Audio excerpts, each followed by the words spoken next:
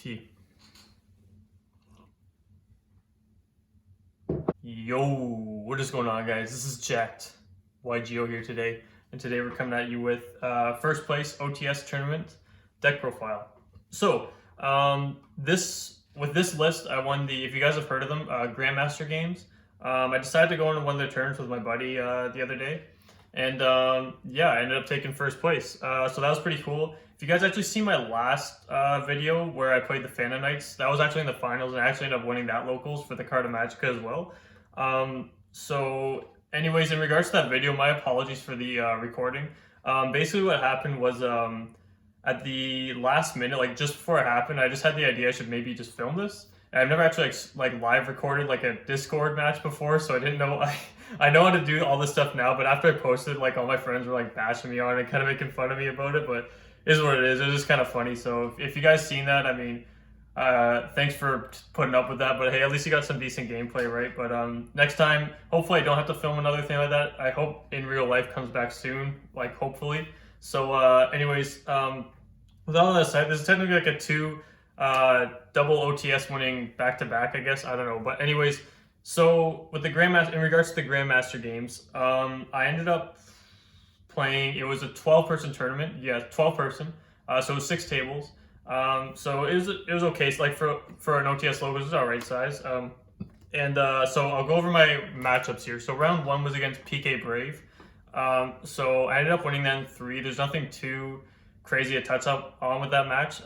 Match 2 was against Pure Burning Abyss. So I actually ended up tying with him because what you can do. So I'll go over this combo. What you can do, there's a combo you can do where with DDDs where if you're going first, game 3, you actually just win in time, and I'll show you how that works.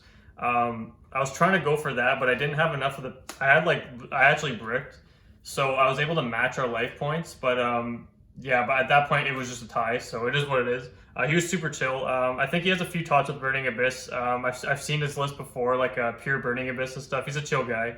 So next up, so anyways, going on to round 3, I played shout out to this guy. His name's the Column King on YouTube. A bunch of people, a few of my buddies knew him after I played him. I was like, oh, cool.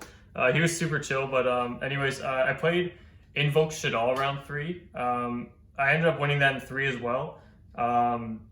Yeah, there's not too much to say about that as well, but shout out to that guy. He's a chill guy. And then last round, I played against Sword Soul Tenny. Yeah, Tenny Sword Soul. So I played against all like meta decks, right? But I played against Sword Soul Tenny the final round, and I actually got a game 1 loss because someone like joined the server, or something happened. Like someone joined and it kicked me out, and then I got jumped back into the server. It was weird. I don't know what happened, but yeah, I got a game 1 loss for that, and then I just ended up 2-0ing anyways. So yeah, so. All in all, guys, the deck is super strong, very, very strong. There is a few changes I kind of want to make to the deck, but I think a lot of you guys are going to be impressed with this list because I'll hover over it, but all I'm going to say is that you guys in Europe and stuff, you're going to be happy with this because I'm going to tell you, you don't have to worry about the cards you don't have to play, so or you're not allowed to play. So anyways, guys, there's not much else explaining I can do. Basically, just this is essentially like a back-to-back locals, OTS locals win. First place deck, I don't know what to call it, so yeah. So enough of me jibber jabbering. I don't think there's anything else for me to touch up on. I'll just get right into this deck list, and yeah, I hope you guys enjoy. Okay guys, so let's jump right in here to the deck profile. So before I get into this deck profile, like always, I'll go over my ratios, explain to you why I'm playing certain things, what the standards should be, like, and after this deck profile, which I didn't just mention, we're going to be going through like how to play around crucial choke points with test hands, like through Imperm. I'm probably just going to do Belle, Imperm, and Nibiru. Those are the 3 more crucial ones. I might actually do a Lancea too and see how well we can play through a Lancea. I don't want to cover too much and make this video too long, but those are probably the 4 key ones. Ashe, honestly, isn't amazing. I mean, Ashe is kind of good if they hit your... I'm not going to say I don't want to ruin the choke points. I don't want people figuring this out, and then all of a sudden it's like, oh, shoot, Ashe is detrimental. So I'm not going to go over that. I'm going to keep it a little bit secret here, but we're gonna see how we can play through those 4 hand traps after. And yeah, so for now, let's just get into the deck profile. Like I said, guys, this is actually European friendly, and I'll go over why I you guys probably know what I'm talking about but I'll get into that when I get to that point. So so for now, we're going 3 Kepler. I just want to space these out, and then I can just probably lay out the rest here. So 3 Swirl, 3 Copernicus, 3 Griffin. So this is very, very standard in the pure build, guys. There's nothing needs to be said for this. Copernicus is like $20 or something right now. That's crazy. I feel like super swirls are a hell of a lot of money. I got mine really cheap. So yeah, because I used to play this deck before, as a lot of you guys know. So yeah, there's really nothing to be said about these ratios. Griffin easily makes this deck a tier 2 contender. There's no questions about it. This deck, like people will say, is it either Rogue or tier 2? But honestly, I think it's a tier 2, guys. Like with the amount of representation it's getting, you got to give it credit. It's just, the deck is just so strong and resilient, and I feel like the more people play with it and find out the proper ratios, like through their tech choices, this deck will definitely hit a tier 2. Not 1 point. I don't think it'll be 1.5, but for sure tier 2, which is very, very nice to see. I'm really happy about that. I told you guys this deck was gonna, right when I seen this stuff coming out, I said it was gonna be a tier 2 deck, and people actually said I was crazy. And what do you know? This deck is a tier 2 deck, hands down. Maybe Rogue, but no, I think it's for sure tier 2. So, so moving on, I'm playing 2 Orthros. So I think 2 Orthros is actually standard. You can argue about it if you want. Like I said, it's completely up to you what you want to play in this deck. Like, the deck is okay. DDDs is best played. Obviously, you have to have standard ratios. Like if you want to play like the top variant of this build, you got to play like these at 3, right? Like your Griffins and stuff. This is all standard. Like I lay this out. This is your standard. And then after that, it becomes flex spots. Like you got to play certain like cards at least at 1, but everything else after that is pretty much a flex spot, right? So, like I said, DDDs is best played how you want it to be. Like you can't have someone say, "Oh, you need to be playing like, oh, why are you playing 2 Orthos? You need to play 1." Like no, like it's what you're most comfortable with, and the deck will work for you. So that's how it is, right? So that's just the way the deck is. So 2 Orthros for me. The reason why I really like Orthros at 2 is because I actually really like seeing it. And I'll get into like later like another reason why I'm playing 2 of this. And when I would actually be playing 1 of it, but for now 2 of it's completely fine. I'm just gonna leave it at 2. I really like seeing this in my hand. That way I can reserve like a Foolish Burial with my 2-card combo. This card plus Griffin is a 2-card combo. It's really good just with pretty much any other card. And then it also, if you open a really good like a gas hand, having this in your hand makes it really nice to reserve your Griffin search, which actually happens a lot for me in tournaments. Whenever I open gas, I essentially just am able to reserve my Griffin search because I already have this in my hand. And Griffin can just search the DD Headhunt when I'm doing the Baron combo. So I don't have to search for this. Yeah, Orthros is just a great card at 2. You actually do want to see this in your hand. I mean, if you brick, you brick. But I mean, it's really nice to see with like a lot of things, right? So 2 for me. That's personally how I like it. And then the last 2. So the last Pendulums we're playing in the deck, Ragnarok and Thomas. So Ragnarok and Thomas, you could actually play Ragnarok at 2 if... The only reason why I think you could put you can easily recycle this back because like even the field spell will give you this back. The deck can kind of have a problem on the follow up. Like if someone actually is able to crack your board, which is very rare, but it can happen. If someone somehow opens broken enough to get around your board, and you still have to play through. It can be hard to crack like a card that's over 3K. So having like the extra card for utility is kind of nice. So you could actually play Ragnarok at 2 and it won't hurt you. I've actually considered maybe putting it at 2, but you can, like for general terms and how much it might come up, you really don't really need the second one. But if you want to play 2, go ahead. I might consider it, like I said, in the future. And then Thomas is super standard. Even if you're not, even if you're not playing Caliuga like me, you still need to play this because it opens up so many combos. You just add back. It's basically there to like add back Griffin and give you extra search utility on your follow up. So so in regards to this, so as you see, I said this is the last lineup for the Pendulum. So I'm actually not playing these. I think they're garbage. I actually think these cards are garbage. I'm not gonna lie. I tested. So I have my own locals, like my own personal locals, and when I was playing these, they just bricked. Like they bricked more than anything. And here's the theory behind it. So when I hover over my deck list, I'll show you how the theory kind of comes in with the consistency, but these cards don't really equate to anything. Like they give you the 1-card combo, but if your deck's consistent enough and you have enough cards that can like give you like gas, like search cards and like draw cards even, these cards are kind of just useless. Like they render useless. And like I know the thing, like I've explained before, where like you could have like awkward hands where if you get hand trapped, you may actually need these. But this has never came up at all for me in a tournament setting. I just don't need them. Like it's like for what it is, like they're too much of bricks. I just rather not see them. And so there's the other thing too with Cerberus. If I was playing Cerberus, I'd be playing just one Orthros because then I just see too many level 4 pendulums. But yeah, I actually just don't think these are good. I don't think they're worth playing. If like I said, if you fill these in with consistency spots, you shouldn't have a problem. You really should not run into the 1-card combo, and like Gate as well as a 1-card combo. So like Gate is also 1-card combo. I'll probably walk through that as well after, but yeah, like you don't need these cards, honestly. This can obviously help you play around Nibiru, but honestly, whenever I open these cards, I get depressed, and they're just bad. Like they just kind of just don't really work too well with the deck, I find. If you want to play them, go ahead, but honestly, guys, you really don't need them. The deck that I've actually had better success not running them with, and I've never actually felt the need for them. This deck is primarily a 3-card combo deck. That's what it fully benefits off of. So I think having more gas in the deck is like more consistency and draw cards to get you to your key combo pieces is what the deck actually needs. Not just focusing on these. You're better off just reserving two slots for these cards. Really not a fan of these anymore, and I've seen a lot better success. Like I said, the only 2 tournaments I've gone in not running these, I've actually won. So yeah, I wouldn't prefer running these. So yeah, these can just leave my life for now. So yeah, if you want to play them, though, go ahead. But if you're in Europe and Latin America, you can't play them, which I think is the stupidest thing ever. But yeah, so onto the 1-ofs, guys. So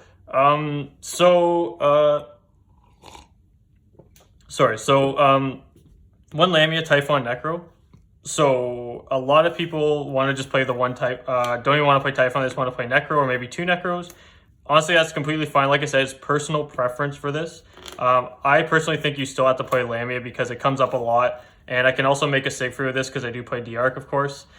And this also just makes it so like if you don't have a way to special summon like a Griffin in hand, then you can just special summon this and make a Gilgamesh and then climb into a rank 4 if you have like 2 rank 4s that can't special in hand, like Copernicus already in hand, or like your what's his name, your Orthros. So Lancea is pretty clutch, honestly. I think you really need to run it.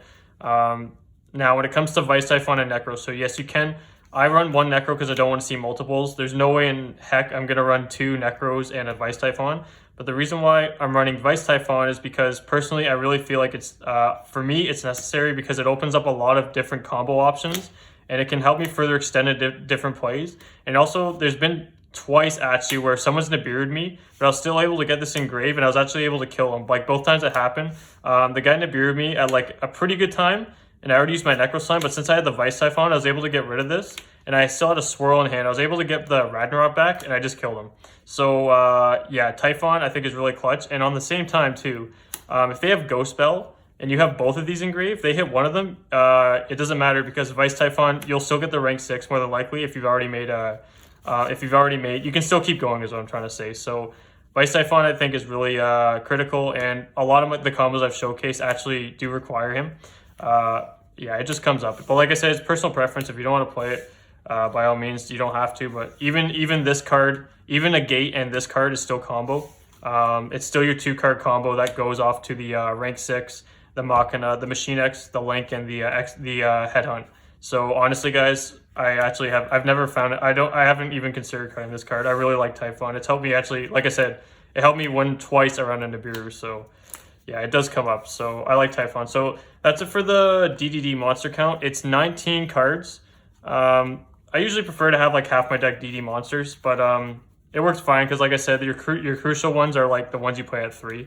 Those are the ones you really want to see. And Orthros you kind of want to see in your hand too. So the rest you don't really want to see unless you have like a Gate and you compare it with like the Necro and the Vice or the Lancea. The same thing will happen. So yeah, these 3 you can see alone up with the Gate because it's still 2-card combo. So yeah, if you guys don't know what I'm talking about, I have a combo video that showcases you like Necro and Gate. So yeah, so onto my hand traps. I'm going 3 Lancea. I think this is what a lot of people are looking for when I'm playing for hand traps now. I think I'm pretty solidified on these. So these have worked really, really, really well for me. So Lancea, Ash, and Ghost Belle. So I think after just playing against the meta for a little bit, these have been the most effective cards for me. So obviously Ash kind of hits everything. It hits the journey, and which is pretty good against like most decks are playing the adventure package. Lancea stops that package from happening. So if they're not on Gamma, you just want to shut. You usually want to just use Lancea in the standby phase. And like I said, the only deck it's really not shutting out is Prank Kids. So basically, if you lose the die roll, this just stops this really effectively shuts your opponent out from playing. Like all the top decks right now are just, if you Lancea them, they basically just, it really hinders their turn, so you can just play. So it's just a floodgate so that you can assure yourself going second that you can actually win the game still. Then Ghost Belle was amazing because Ghost Belle stops a ton of things. It stops the Scythe, right? That's primarily what it is. It stops Scythe, but it also stops Tri-Brigade. I haven't played against any pure Tri-Brigade yet, but a big thing too is against Invoked. I've played a lot of Invoked, and you just stop the you can stop a lot of things. You can stop the primarily you're trying to hit the trap, the Schism, right? So yeah, Ghost Belle is just really, really good against a lot of things. Pairing it with like an Ash Blossom too is just really strong. So, but I am gonna cover over my hand. So like I said, these are the 9 that's just working amazing for me. So yeah, yeah, I'll lay out my deck list after and then tell you how things are working, what you can replace certain things with. So yeah, so that's it for the monster count. So I don't know how many monsters that is. What I had 9, so that's 28 monster count. So we got 12 spells here. So 3 gates, standard, Swamp King. This is all standard. Like, I really don't have to explain. This card's actually nutty. And the combo that I was talking about when you're in time actually brings us out, and then they're locked in every single mechanic other than fusion. And I'll demonstrate that combo after I've done the deck profile. It's also why this deck's really good, because you can like just take your time siding, and then it's like, oh, I got 5 minutes left, but I'm going first. You just win. You just literally just win. Even if they have Nibiru, you're gonna be up in life points anyways. So yeah. So yeah, I don't have to explain those. Now for consistency, I'm rolling with double map, upstart, allure. So this looks really weird, right? So I actually went back to Piri. I trashed this card a lot because I never really tested with it. And like when I actually did test with it, like I know burning half is kind of a lot, but there is a lot of ways to play around it. You can make it so you can just have 1 contract out most of the time on your follow-up, and then you can also place like the Copernicus and Scale, which stops you from burning, and like you also have Siegfried and High King Genghis that can stop you from dying on the follow-up. But usually Piri map, I've never actually lost, other than that one time in the Battles of Chaos sneak peek when I didn't have a calculator on me and I just wasn't used to playing the card, so I completely forgot about it. I haven't, like in an actual tournament setting, I actually haven't lost because this card, actually every single time I've used this card, I've won. So yeah, Piri's actually really, really good. And it's also like an extender. Like basically what can happen is like, if you already have like there is like, if you have a gate in hand plus this and they ash the gate, oh, I already have gate over here, sorry. So if you have like a gate, you use gate, right? And they ash it, then you can just drop Piri map.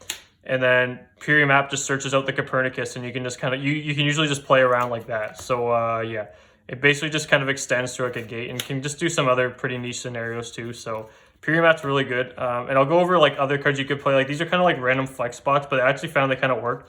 Having just the 1 allure is kind of nice because I don't want to really play more than 1 of this because it's just that like 1 extra space that just like helps me dig through my deck that I don't want to. What I found in the Pure is that you don't want to dig into multiples, and you start banishing the crucial pieces that you want in your hand. Just having that 1 is actually kind of nice to help fix your hand. I really like just having the 1, and the upstarts to make it 39. So yeah, this list is really consistent. I only bricked once. Yeah, I only bricked once in the tournament yesterday, so this deck's definitely performed really well. I had hands where like I kind of like had to brick because of like an Ash or an Imperm, but yeah, basically every hand but 1 was like a 2-card combo. So yeah, and that was the game that I lost in time. So yeah, very consistent. I really like it. Like I said, these are definitely flex spots, right? But they're working well. Honestly, just when I seen them, it just kind of drew me into the cards I needed. So yeah, and who doesn't like 39 card deck, especially in DD, right? So, and last one of call by 1 for 1. So call by goes in tandem with your hand traps. This answers, as you guys seen in my Phantom Knight matchup, yeah, call by will just win you against Phantom Knights. You actually have to play this, and it just stops an Ash Blossom, which is really nice. And then just setting this if you haven't been hand trapped is just like GG, like literally. 1 for 1 is you have to play it in this deck. Kepler is just so important, and 1 for 1 is just immediate combo in this deck because you special summon. So yeah, and then the last one, Headhunt. So yeah, nothing to say about Headhunt. So yeah, that's 39 cards, right? Because of upstart. So yeah, so what I'm gonna do here now, guys, I'm gonna have to edit this out, but yeah, I'm just gonna lay my deck out here. Just give me a second. Okay, guys, so this is my list laid out so you can get an image of it, but the main thing here is I want to kind of touch up, like, this makes it easier for me to tell you what your flex spots can be. So what I kind of want to try, I don't own the card, so I kind of want to order it because I haven't tested with it yet, but I think it will really help for this deck to just never kind of brick kind of thing. Because here's the thing with this deck, right? Like, you don't, if you're going first with this deck, you want to make sure if you're going first, you're going to win. Like, if you're going to lose to yourself going first, that's not good, because this deck has a huge advantage if it goes first. And if you brick from such a strong combo deck that kind of requires a 2-card combo, it's not worth it, right? Like, you don't want to draw, like, I have had times, like the one game I was talking about, I drew into 4 hand traps, and it was actually the one Kepler, right? So I actually did brick, where the 1-card combo could have came in clutch. But yeah, the 1-card combo anyways, I think is too easy to get stopped anyways. The one time I did make it in my own locals tournament, it actually just got droplets for 2 and I just lost. So yeah, so anyways, guys, I want to show you what you can do here. So basically, like, the upstart, right, so you can play 6 hand traps. So you can choose what 6 hand traps you want, but I think 6 hand traps is kind of nice in this deck. I'm not gonna lie. So you could go, so here's your flex spots. So you have 4 flex spots. I would still recommend running the 1 alert. But what you can do is, like, this can be a Phantasme, and these can be your double, this can be 2, so you could actually just still run the upstart for 39 card deck, but you could run 2. I wouldn't really recommend running 3 small worlds. So these could be small worlds. So these are all, you have 6 cards for consistency, and then this could be a Phantasme. So this could be your Phantasme, or your I'm gonna shout out Jibrail, the guy that made the I think that's how you say your name, dude. I don't know, but he's the guy that did the spreadsheet. I seen him running the eccentric, and I thought that was really cool with the small world. So shout out to him. I haven't seen that before, and I looked at it was a level 3 fiend, which just works so well with all the cards you're running with the ash and stuff. So yeah, I think small world is actually really nice in this deck. Like I said, you want to up your consistency as much as possible and not worry about just drawing into like 9 hand traps, because like I said, this deck's best played when you see gas. Like, if you have gas, it's very hard for you to lose, right? So yeah, Lancea, if you open Lancea, it should just do the job, right? So yeah. But like I said, that's what you could do. Like I said, small world, and you could still run these, kind of like switch these 2 up if you want to, just for some other consistency cards. And this could be your Phantasme or Archfiend Eccentric. I think that would actually work really well. But I'm going to order small worlds and see how it works for me. Problem is, the card's kind of pricey, and I don't know if it's actually going to work, but I think it will work really well, right? So yeah, guys, so that's all I wanted to show you, and I'm going to get into, I want to show you guys that burn combo, actually, and just quickly go over that 1-card combo with Gate just in a second here. So yeah, I'll see you once I get all my cards back together. Okay, guys, so I just put the main deck to the side. Just had to like put all that out of the way. I actually, like, just before I was about to jump into the combos, I actually forgot I even filmed my I didn't film my extra deck yet, so let's just go over this. Probably because a lot of you know, like, this isn't different from last time. So Genghis, High King Genghis, Standard, D-Arc. Honestly, guys, D-Arc is your 1 flex spot in this deck, but it comes up so much for me, and it's won me. The combo I'll show you is what has won me 2 games so far in time. Yeah, D-Arc I think is just awesome. There's so many different things you can do with it, and like I said, there's a lot of combos I do that this actually comes up. Yeah, D-Arc comes up at least once a tournament, at least. So yeah, I will not cut D-Arc. For me, that's just standard. This whole extra deck is just standard. That's why, like, you might want to just switch it up to like playing hybrid just for a fun version of the deck, because the hybrid deck is what I started playing with this when it first came out, and honestly, the boards it put out, like the boards that I just found it just made, was like, holy crap, like, this is just nuts. But anyways, Siegfried Baron, this is standard. If you don't have Baron, just play.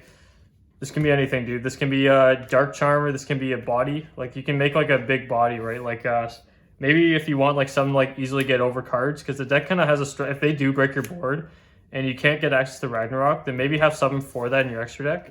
There's a lot of interesting things you can do, and like something I was thinking about, like, if you run Dark, right?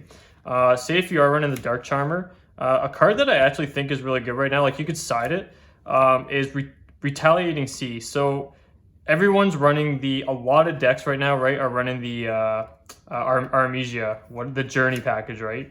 They activate the Journey card, just they activate Rite of Armisia, you chain the Retaliating Sea, and then it's like, oh crap, their turn just ends, right? And then what you can do is just normal summon Kepler, effect search, and then you use that, and because I believe Dark Charmer is just any monster and at least one dark. So yeah, I'm pretty like I'm almost 100% positive that's what it is.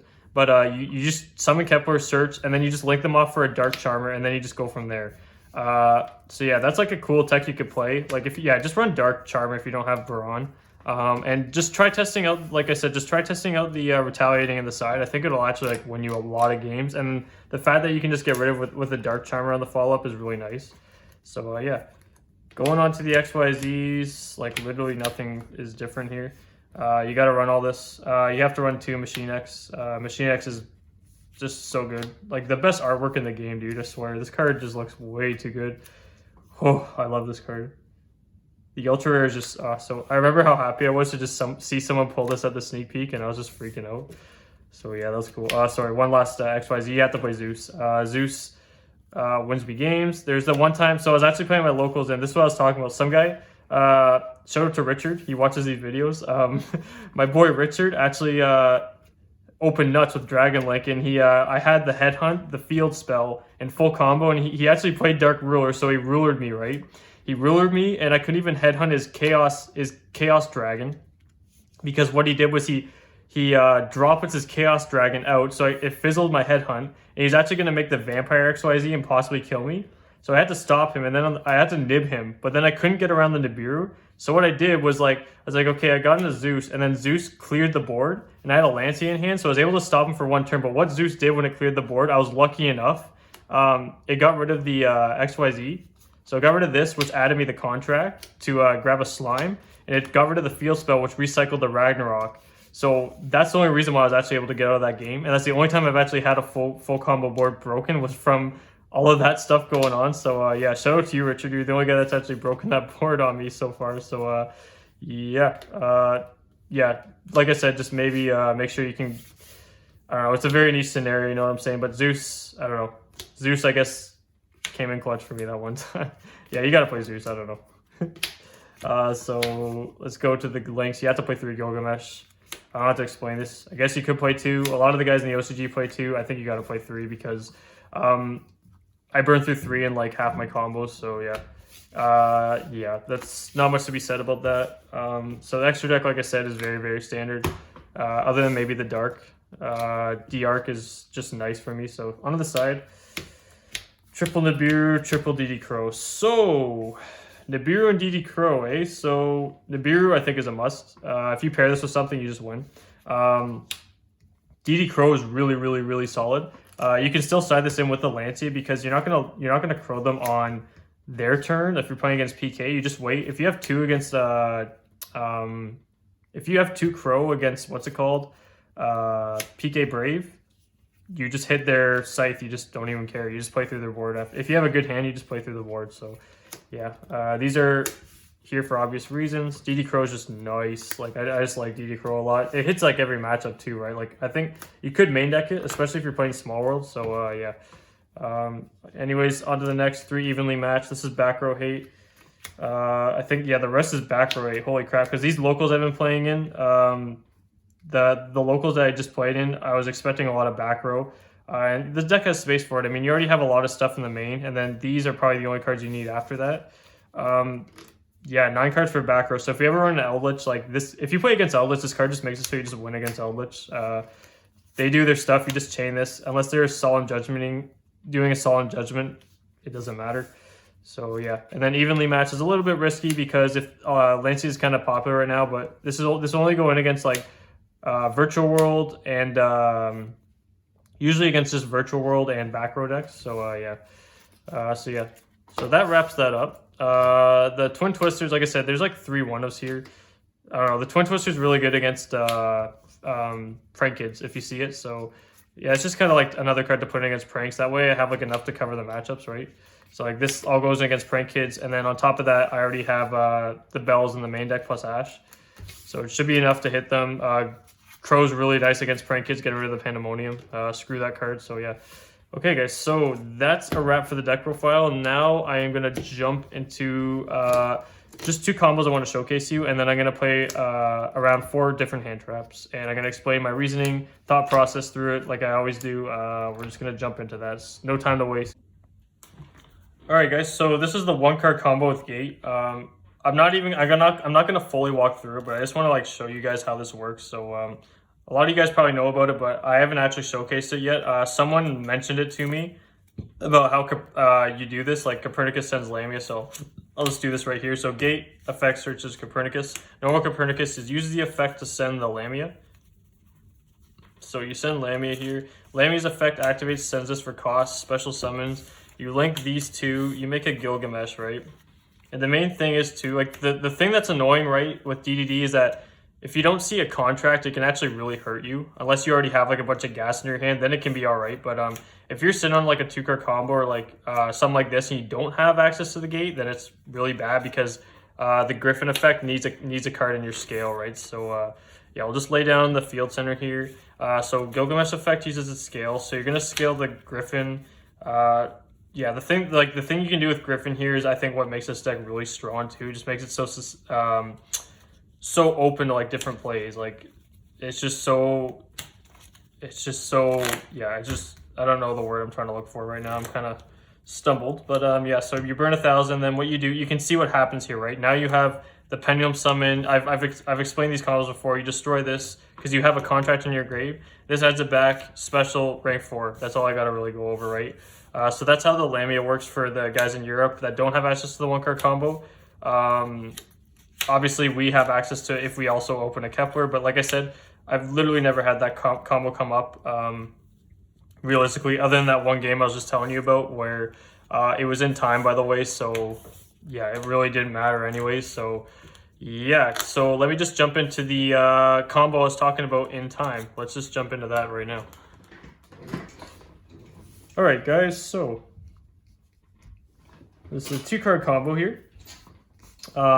This is the combo. So you guys know the 2-card combo, but this is actually the combo that will win you in time. So don't even bother going, if you're playing, you have to play D-Arc, right?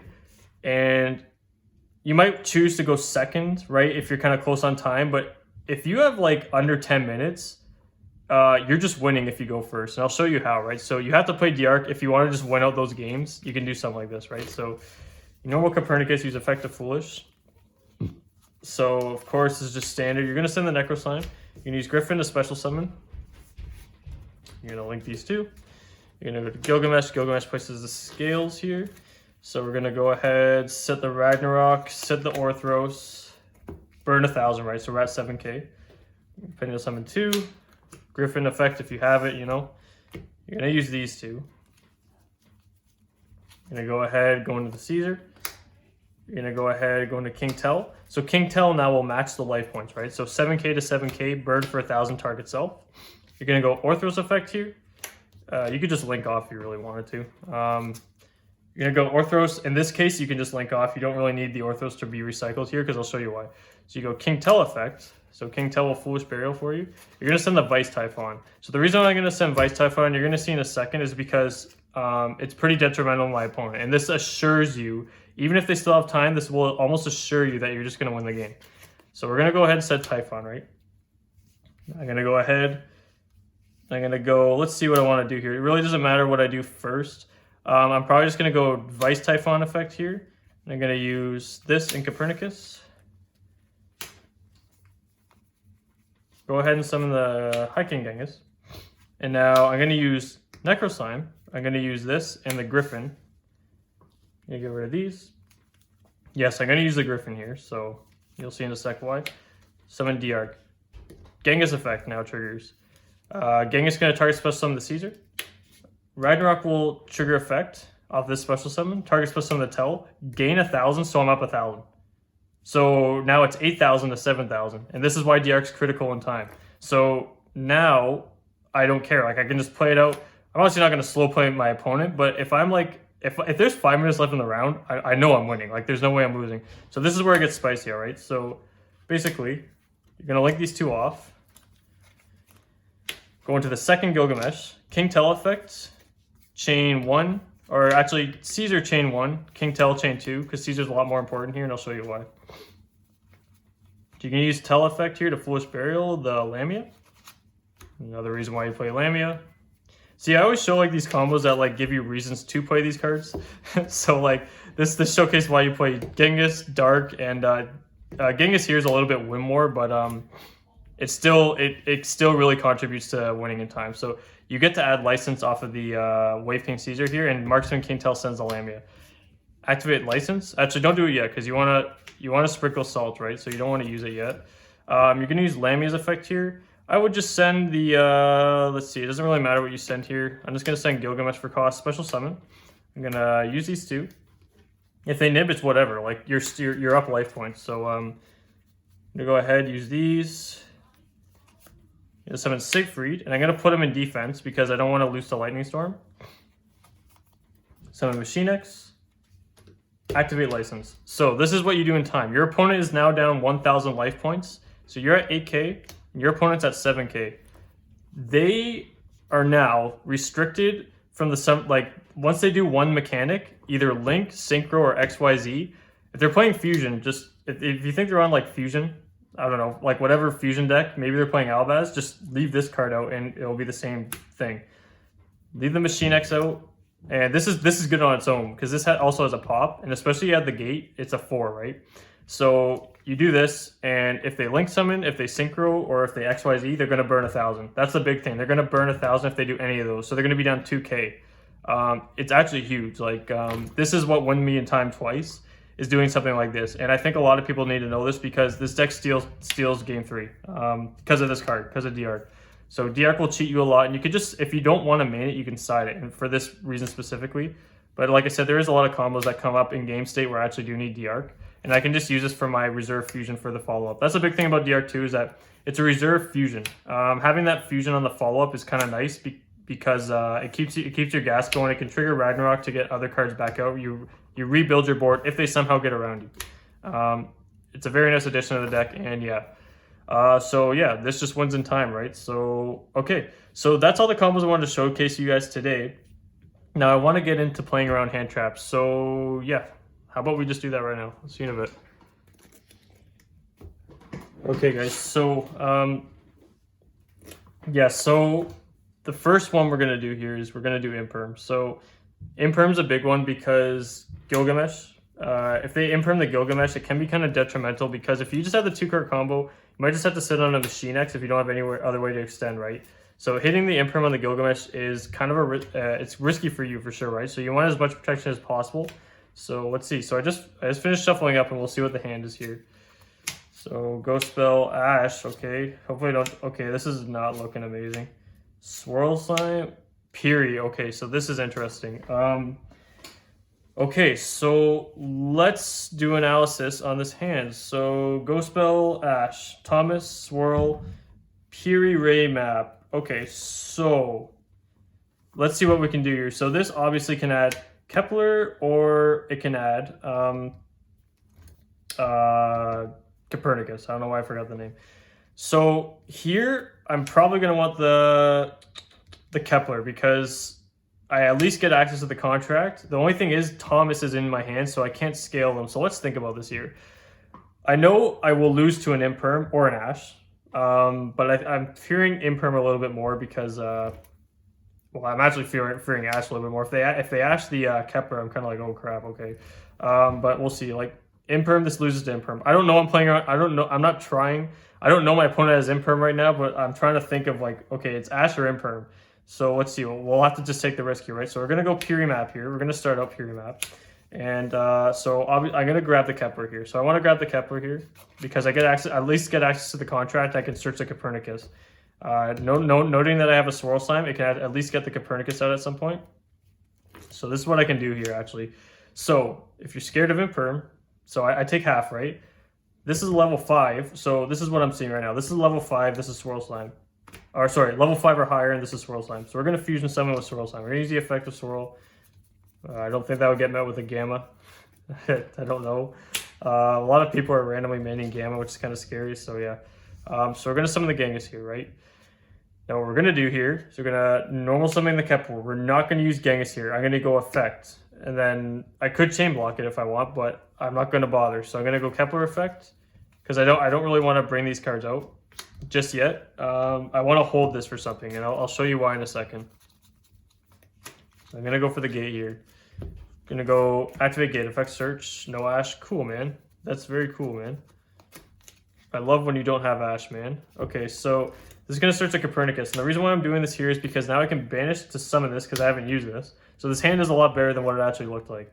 So I can now banish this, special summon the Copernicus. Copernicus can now use the effect of Foolish Burial. And what I want to send here is actually the Griffin. So this sends Griffin, and I haven't used Genghis yet. So what does that tell you? This will actually get me back the Griffin. So, can you use these two? Go Gilgamesh. Gilgamesh Chainlink 1, Genghis Chainlink 2, target special summon the Griffin. So, they want to imperm something. They're not going to be able to because I have Genghis, right? So basically, the Griffin comes out. I get to set my scales. I have Ash Bell, so I'm not sure if I really want to continue on through the combo, but I might as well. So since I have Piri, I actually want to think if I want Orthros or not. I don't necessarily have the full combo here because I already used Copernicus, so I don't have access to I don't have access to Necroslime right away, so I kind of have to reserve a Foolish Burial here. So I'm actually just going to go Ragnarok and scale, and then I'll probably put another Copernicus just in case so I don't burn, and if they like turn off my Siegfried or something. So Copernicus will go here, then I burn 1,000, so I'll be at 3. Then I get to use Griffin effect here. Now I'm probably going to grab the Headhunt for extra protection. So this will just grab Headhunt. I could also, yeah, I'm probably just going to grab Headhunt just in case something happens. So Headhunt will come out here. We're going to use the effects special. We're just going to special summon here. We're going to overlay. So I'm just trying to keep my stuff.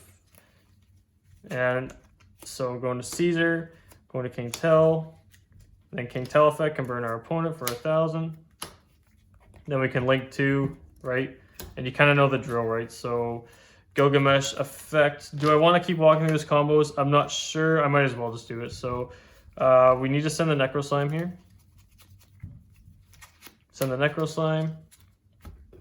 Use Necroslime effect, Foolish, or Diffusion. So some of the Genghis, the effect of Ragnarok will now trigger. We're going to burn 1,000, going to put ourselves to 2. Use this, some of the Caesar. We're going to get rid of these 2. And like I said, we're going to have to just unfortunately deal with the fact that we're going to have, this will use the effect, going to have 2 contracts, but we have ways to deal with it, right? We have Copernicus here. And this is why you don't necessarily need the Rage, because you can kind of just stop yourself from dying. Then you're going to use the Swamp King here. So you have 2, and then you're going to set your Headhunt. So Swamp King will use the effect. You're going to use Gilgamesh and probably Copernicus. Yeah, you don't need Copernicus. Gilgamesh, Copernicus. XYZ summon the Caesar. You're going to overlay this. You want Genghis out so you can at least stop these contracts in the follow-up. And the Machine X. So, so this looks pretty good, right? Plays around Imperm. Looked like a weird hand, but we played through it fairly effectively, I'd say. I guess we navigated that pretty well. Now we're on Piri, so if they find a way to somehow stop Copernicus and all this stuff, Ash, Ghost Bell, Headhunt, I think is enough to just shut out our opponent. So we really don't have to sweat. And then this also stop our contracts. That's why Copernicus is kind of nice. If you haven't read Copernicus, basically what it says, like only once while this card is in your pendulum zone, you can negate an activated spell effect that would inflict damage to you and then destroy this card. So you negate, destroy when you're using. Probably want to get rid of the Swamp King. Depends what you want for your follow up, but yeah. So yeah, guys, that's combo 1 around Imperm. Now let's go to the next one. I'm probably going to do Ghost Bell, so we'll see. Okay, guys, so this one is going to be playing around Ghost Bell, which is we're going to pretend we're a wise player and use Ghost Bell at a correct moment. So, I'm not going to just bomb it. Like, Ghost Bell really only works around the Necroslime anyways, so there is only one actual point you're going to Ghost Bell someone here.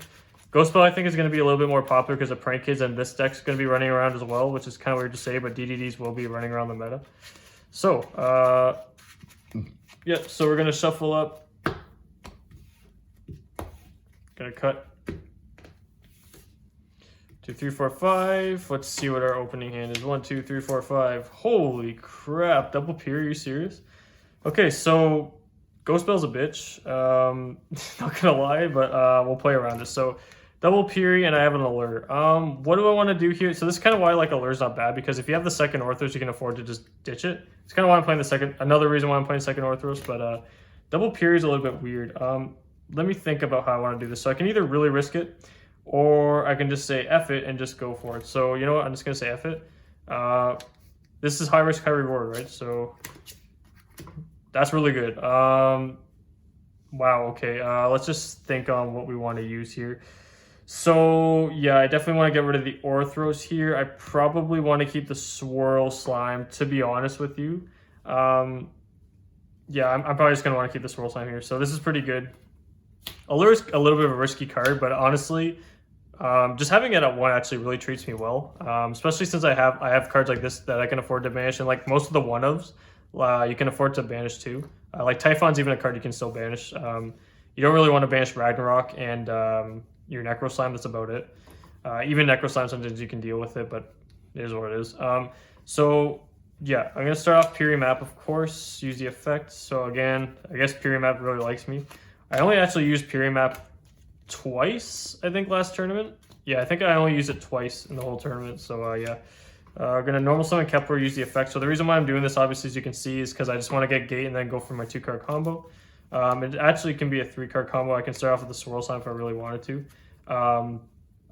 But here I'm not really gonna bother with it. So, well, I can actually. This actually plays around Ghost Belle better. If I can do more, I might as well just do more, right? So the search is Gate. Gate, use the effect search. We're gonna go ahead, grab the Gryffindor. So grab Griffin. So now as you can see, we already normal summoned. So it is what it is, but we have access to all this right now. So we can go like this. Swirl Slime effect. So I actually don't know my opponent has Belle, but this is a really good way to force out the Belle, right? So yeah, if we just go like a 2-card combo here, then Belle, we're a lot more susceptible to Belle. But if you have like this in your hand, always go for the Swirl Slime play. It just gives you more options, more routes to play, and a little bit more stronger board presence, right? So yeah, even though your 2-card combo is like the ultimate M board pretty much, you still want to go for this because it's a lot more things your opponent has to think about. There's a lot more swarm that your opponent's looking at, right? So you want to kind of put your opponent make your opponent think, right? Of course. So we're gonna banish Swirl Slime. We're obviously using Griffin because we want Griffin in the grave. We're gonna go like this. So summon chain 1 Genghis, chain 2, Copernicus chain 2. That's fine. They can't Ghost Belle this, of course. So I want to get rid of the Necro Slime. So this is a great representation of why I'm playing certain cards. Griffin effect to add. So what am I gonna add? I'm gonna add the Headhunt, of course. So this grabs Headhunt. Yep. So we foolish the Necro off the Copernicus here. We're going to link these two off. I want to get Griffin in the grave, but I don't have anything to... I could just have my life points again. Yeah, you can just use this thing again, but there's no way I'm putting myself down to 2k. So just for a ditch draw for the Griffin. So we're going to use the Giggle Mesh effects. Giggle Mesh. So what we can do here... Again, I'm going to place a Copernicus in scale to save my butt for next turn. And we're gonna place the Ragnarok in scale. So this is gonna be pretty cool. Now we're gonna have a lot of things that our opponent's gonna have to be like, oh crap, what do I Ghost Belle? They couldn't Ghost Belle Genghis because I chain blocked it. I always chain block Genghis, regardless if I think my opponent has Ghost Belle or not. I always think in the back of my mind my opponent does, but Perennial Summon 1, no effect, of course. I want to keep my Headhunt. I'm gonna overlay these two. I'm gonna go Caesar, Kingtel burns for 1,000. I'm gonna get rid of these two, especially some of the Gilgamesh. Oh, if I can, oh crap, it went under my recording thing. Kingtel effect, Foolish Burials. So that's obviously fine because they don't have anything but Belle, but we don't know that. So I'm gonna send a Typhon here. So what I can do here now is I have the Typhon. The Typhon's on top of my grave, and they're going like, okay, that's a graveyard fusion. So what can I do here? Quite a bit of things. This plays around everything because this can be Ghost Belled. The Necro Slime can be Ghost Belled, and the Typhon can be Ghost Belled. So let's just say I'm going like, okay, Typhon effect. Let's just say they think the Necro Slime's more important here. they go like, sure, okay. Like they gotta think like it's gonna be lose-lose either way. So I'm gonna use Typhon effect, but they might also think, okay, if he gets Typhon and he gets to level 8, someone that knows the deck, they'd be like, okay, well, if he gets Typhon, he gets an additional summon, which could potentially give him the contract. I can get a contract off that, right? So let's just say he's smart, right? Okay, like maybe a smart player. There's not much options he has right now, right? Say he Ghost Bells the Typhon. Sure, I can't use Typhon anymore. Necro Slime effect fusion summon. Sure, he can't Ghost Spell that, right? Because he already used Ghost Spell. So Ghost Spell's turned out. You go ahead. Special summon the Genghis. Triggers the Ragnarok. Target special summon the Wave King Caesar. Yeah, I believe I'm gonna summon the Wave King Caesar here because I already triggered everything else. We'll summon the Caesar, and we'll just use these two. Before I do that, actually, I have both level 6s up. Before you do anything, you want to do this just in case. I'm not proceeding my opponent as Nibiru right now because I'm just trying to play. Like I'm not trying to specifically play around this, but my mindset's kind of on that right now. Just a single Ghost Spell, but for purpose sake, just go into the Caesar here. And then you're going to link these two. You're going to summon your third copy of the Gilgamesh. You're going to use Caesar effect to add. And you could add a lot of things here, but you're going to actually add the patent license. Add patent license. So you're safe from burn on the follow-up. Copernicus can stop this if you really need to. Patent license. You could keep the Gilgamesh out if you want, but if you're playing against an XYZ deck, pretty straightforward. You just put this out. You set this. If you're playing against PK, they're done. Yeah, that's pretty much your end board. So after all that, the Ghost Spell obviously does some stuff because if I didn't get Ghost Spell, I actually still had a few more plays to go over. But yeah, it is what it is because once you get the level 8 guy out, you get more cards out, and then you can actually end on I probably could have ended on a Siegfried on top of that, but like I said, this is still like amazing. Like Headhunt, the contract license. If they're playing XYZ, they're playing Phantom Knights, they actually can't play around this. Plus Headhunt, they summon Break Sword, you head on the Break Sword, they're done. You have Lancea. Yeah, we're playing through a Ghost Spell just fine. Yeah. So guys, that's playing through Ghost Spell. Let's jump into, I guess, Lancea. Let's start playing around Lancea next. I'll see you there. Okay guys, so we're going to play around the second last hand trap, which is going to be Lancea. This card is really, really good against our deck. It can really slow down our plays, and if we brick, it's actually even worse. Lancea stops us from doing a lot of things, but you can still gas your way through if you have a good hand. If you have a good hand, you can actually play pretty well around it. I've had it where I've actually made the rank 6 with the XYZ. Pretty frequently, if you have like enough cards in your hand, you can actually make the rank 6 fairly easily with the XYZ, and even potentially grab the Headhunt as well. So yeah, I've done that a couple times as well, grabbing the Headhunt on top of all that through Lancea. Lancea is really popular, and I actually had to go against it in that tournament that I won. I went against a Lancea 4 times. Yeah, I went up against one 4 times, so it is good, but we'll see what happens here. So I'm gonna draw. I just previously shuffled here, so let's see what my hand is. Copernicus, okay, so that's combo right there. That's already looking really good. Okay, like the rest of the hand doesn't really matter. Okay, it actually does, and I'll explain to you why. Okay, so just looking at this, so this is really good, right? So Standby Lancea, cool, man, that's fine.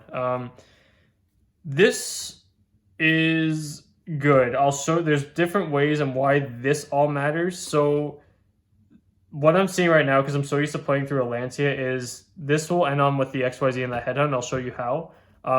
But if I had more cards in my hand to use for a fusion material, like 2 more fusion materials, I could actually end on the XYZ and a Siegfried, which is really nice too, right? But the Headhunt, I think, is it just depends what the matchup is, right? But this alone is really good. So so we got Lancea, right? So we're gonna start off Gate Effect Search. So this is the 2-card combo, but you can't use any of your banished stuff. So this effect searches the Griffin, and then we're gonna go normal summon, use the effect of Copernicus, and I'm just gonna send the Necro Slime, the Necro Slime here, because even though I can't banish it, it's there for next turn, and then I can just follow up, kill my opponent. Having Ash, Lancea, and Belle, this is actually a pretty cracked hand. It doesn't play amazing through Lancea, but it is what it is. But yeah, so we'll go, I'm putting it in here just to reserve for next turn, like I was just saying. I can't really fusion summon this turn, but it is what it is. So yeah, we're gonna link 2 here. We're gonna go for the Gilgamesh. Gilgamesh is gonna use the effect to set the scales. So we're gonna place out the, I'll go with the Orthros and the Ragnarok here, burn 1,000. Orthros will help me reserve an extra link for my follow-up. I'm gonna Pendulum Summon 2, we can't use the effect of Griffin. So we're gonna XYZ here. We're going for the same play here, kind of. We're still going for the XYZs. You can go Caesar, so now what you're gonna do is you're gonna go King Tell.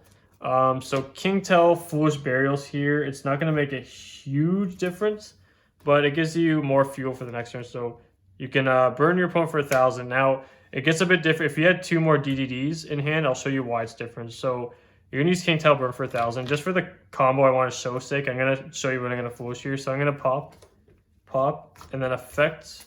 So you're not going to send the spell that recycles the Orthros. You're actually going to do this. So in the case that I have the 3, so in the case here, since I have 3, I'm just going to grab Swirl Slime to reserve for next turn. That way, next turn, I can just special summon a card from my hand. I have a lot of follow-up going on, right? So in this case, I'm just going to send this just with this hand right here. And then what I'm going to do here, oh, sorry. Yes, sorry. I'm going all over the place here. I'm trying to focus on 2 things at one time. So for this hand here, we're going to send the Swirl Slime for follow-up here, right? We're going to go ahead. We're just going to overlay the Machine X. Trigger the Ragnarok. We're going to go for the Griffin. Griffin effect adds. DD Headhunt. You're going to set Headhunt pass. So, yeah, this gives you a good follow-up, right? You have Gate for next turn, Headhunt. Griffin is just there. And then Machine X. So Machine X is like a suck up 2. But you have Ash, Lancea, Belle, which is really strong. So you should survive here. But this is, so I'm going to rewind a bit, right? So let's say these are 2 DDD cards, right? Like, let's just say we had Ash and 2 DDs. These 2, I guess. So let's just say two other materials, right? 2 random materials. And we're just going to rewind here.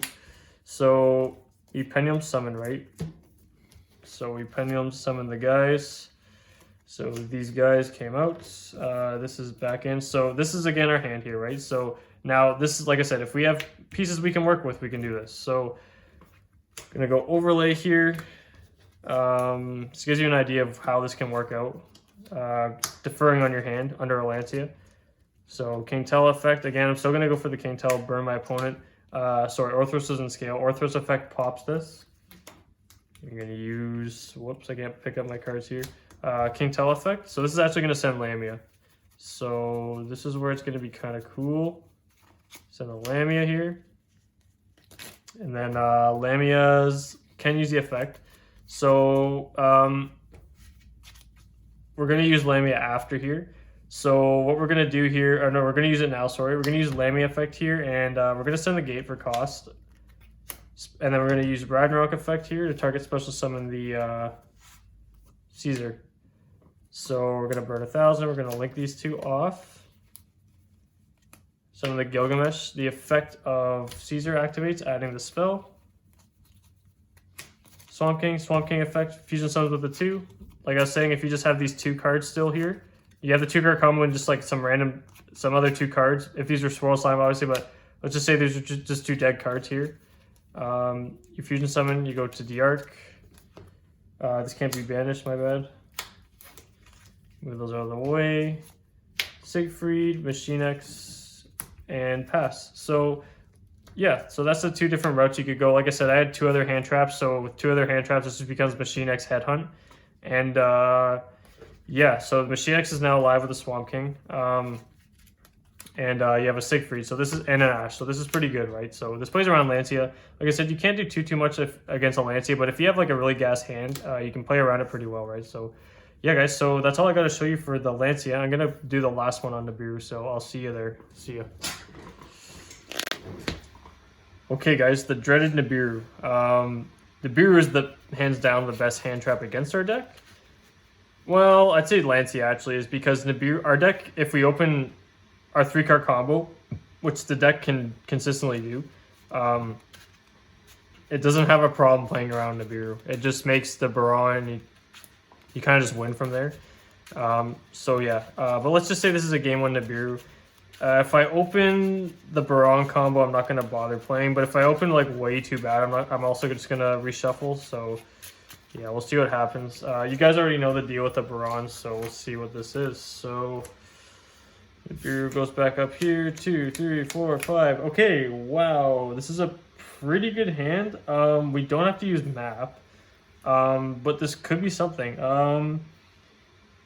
Let's see what we can do with this hand. So we're not specifically trying to play around Nib, but we can see what we can do to play. Let's see how we can do this here. So let's see. I already have. Okay, so I can go map if I want.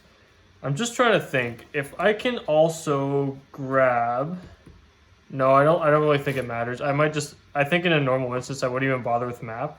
I would just try to go with the Kepler, and then if I really need to make a rank 4, I would just grab map, and then just make I would just make combo from there. So I believe I just want to start out with the Kepler here. So yeah, I'll start out Kepler, use his effect to search here.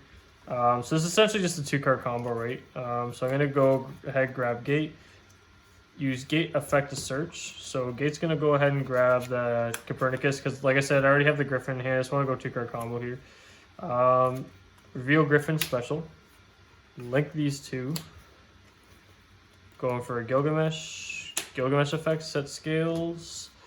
So we got map, yep. So we got Ghost Bell in hand, which is kind of nice. Place the Ragnarok, place the Orthros. We're just going for a 2-card combo. Like I said, this is game 1, and it's just like, okay, we're not playing around Nib or anything. Pendulum Summon 2. So you're going to Pendulum Summon the Copernicus, and you're going to make Griffin your chain like 2 to ditch draw, because you do have a Lamb in your hand.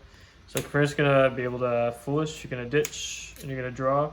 1-for-1 actually might save our... 1-for-1 might actually do something pretty good for us. We'll have to see though. So yeah, and then Copernicus will Foolish Burial. Like, this is a really good draw because we do have a Ghost Spell, but I don't know if it'll still play around things. We'll have to see. So we're going to Foolish Burial the Necro Slime. Actually, you know what? Let's think about this here. We could actually send the Typhon. So okay, so I'll show you something kind of cool. This 1-for-1 was actually a really good draw. We're going to have to get rid of the Ghost Bell, or we can just pay half and keep the Ghost Bell. We're going to send the Typhon here. And there's a reason why I'm going to do this. So I'll show you why in a second here. So I'm going to overlay these two. Go into the Caesar, and go into the Tell. And this specifically actually will play around Nibiru a lot better, and I'll show you why, because Typhon's a thing. Get rid of these. Burn their promo for 1,000. Now what I want to do here is, I can actually just go like this, 1-for-1. I can pure map, grab a random card, and 1-for-1 it away. But then I'm paying half my life points, so I'm just gonna get rid of the Ghost Bell. I don't really care. So I'm gonna special summon now a copy of the Red Slime. So we're gonna summon the Necro. It doesn't really matter when this happens, but I'll just play him here. We're just gonna link him off at some point.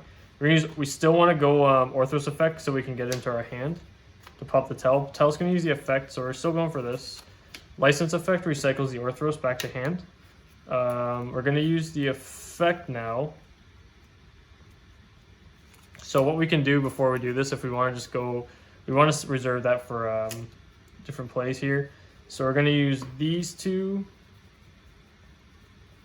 Let's just think about something here. So yeah, we'll just do this, and I might just go for the yeah. So I'm gonna do this.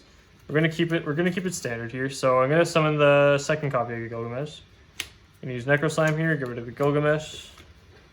It's gonna fusion summon. We're gonna summon the Genghis. Effective Ragnarok will trigger now. We're gonna burn 1,000. We're gonna target special summon the Griffin. So chain link 1, chain link 2, chain link 3, special, and then we're gonna use Griffin to grab. Headhunt.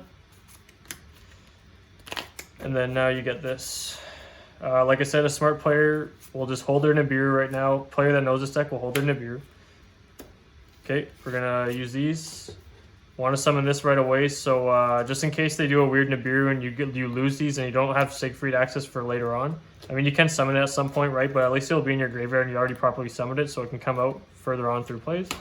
So we're gonna summon the Siegfried here, right? Now we're gonna have Headhunt.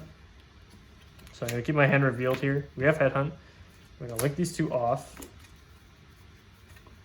Summon the third copy of Gilgamesh. Effective Caesar here. So like I said, that 1-for-1 was a really, really good draw because now I could actually think to play through Nibiru, because I know this doesn't play around Nibiru, the original 2-card combo, but knowing I could actually get rid of the summon the Necro Slime from deck actually gave me a thought that I could play around Nibiru here, right? So yeah, we're adding the contract here, Swamp King. We're going to use the effect of the Swamp King to fusion summon.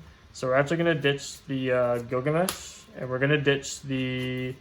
I might keep Copernicus just to keep for a low scale for the follow-up. So I'm actually going to ditch the Caesar here. I don't want Caesar anymore. So we're going to summon the Genghis. Here is where it's going to happen, okay? So now Nibiru is going to get dropped. Oh crap, Nibiru. Well, I can't play around Nibiru. Whatever, this all goes. We have a nice Nibiru token, right? So Nibiru token. What do I do here? Well, remember when I said Typhon's kind of good? Yeah, Typhon I think is actually going to clutch us here. So we're going to use Typhon effect here to fusion summon.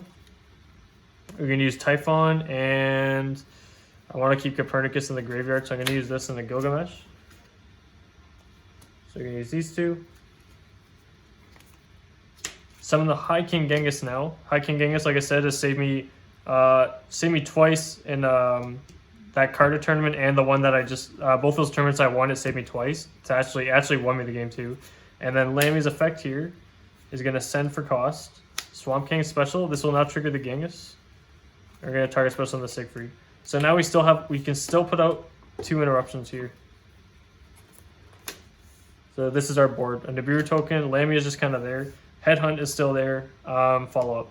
Well, if we're probably going to suck this up, but still. So this is our end board through Nibiru on our 2-card combo, and that is because I top decked the 1-for-1.